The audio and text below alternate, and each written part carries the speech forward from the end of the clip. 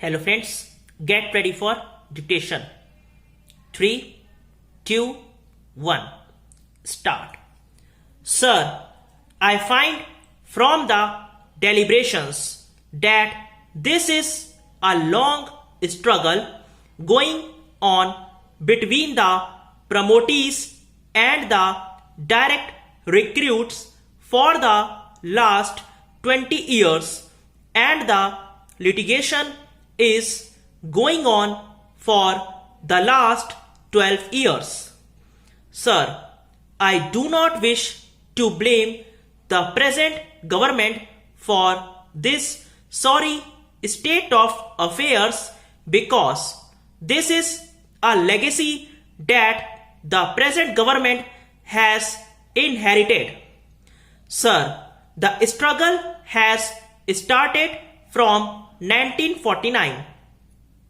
I do not know much about the working of the central government departments, but so far as the state governments are concerned, every department under a state government has got cadre and recruitment rules. I do not know whether this department under the finance ministry had any cadre and recruitment rules.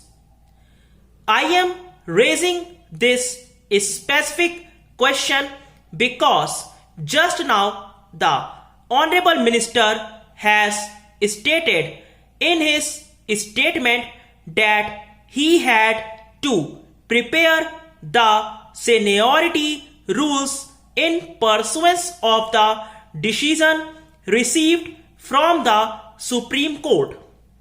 That means that they had no seniority rules at all, and they had no cadre and recruitment rules at all when for the first time the direct recruitment took place in the year 1949. So, I want to know whether there were any cadre and recruitment rules before the direct recruitment took place in the year 1949. Why I am putting this question is because I had an occasion to hear both the sides. Direct recruits say that according to the cadre and recruitment rules, their quota in the first instance was fixed at 80% so far as recruitment to the posts of assistant commissioners was concerned, and 20% was provided for promotees, and that later on it was diluted from 80% to 66 2/3%, and again subsequently I was diluted to 60%.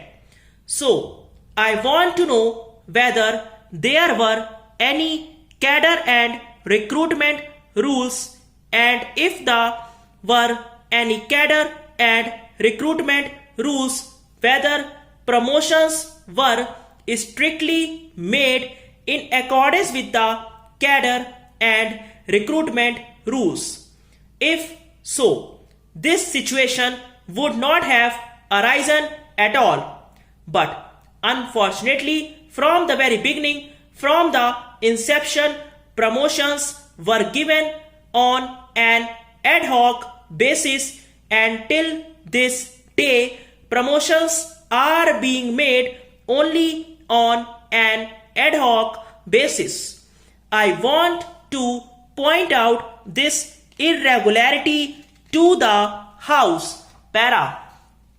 Sir, the Honorable Minister has said that they are acting strictly in accordance with the directions received from the Supreme Court and that they have prepared a seniority list which has been accepted by the Supreme Court. But this morning somebody told me that the promotees are dissatisfied with the seniority list prepared by the government of India and submitted to the Supreme Court, that they have again approached the Supreme Court with a review petition and that the review petition has been admitted. If a review petition has been admitted and if government were to receive orders and directions from the Supreme Court every now and then, I do not think, sir, that for another 10 years this matter is going to be settled. Every time the government will come before the house and say that these are the directions of the Supreme Court, they have to act as per the directions of the court and all that para. Then I am told, sir, that for promotion from class 1 post of income tax officer to the post of assistant commissioner, 10 years service rule is there. That means that one has to put in 10 years service as income tax officer class 1, otherwise he will not be eligible for promotion. Stop. If you like this dictation, then please subscribe my channel and also comment on this dictation. Okay, thank you. Please subscribe my channel.